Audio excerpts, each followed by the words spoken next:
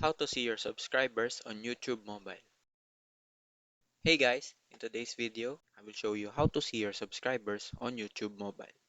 This should be a quick video since it's easy, so if it helps, make sure to leave a like and subscribe. And if you have any questions or suggestions, leave a comment down below. So let's jump straight into the video. We have here the YouTube app open, but we won't be able to see the subscribers here. So what we will do is open up our browser and go to youtube.com. Now make sure here at the settings of the browser that you are in desktop mode. Once on desktop mode, make sure that you're logged in on your YouTube channel.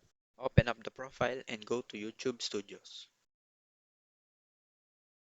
And in here, you can see your recent subscribers. Click on see all and you will see all accounts subscribed to you.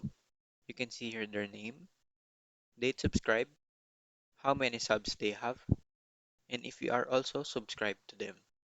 You can subscribe and unsubscribe to the channels in here. Now you can see more by clicking on the view here and select the largest size.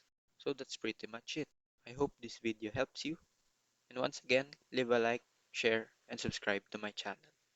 Thank you guys.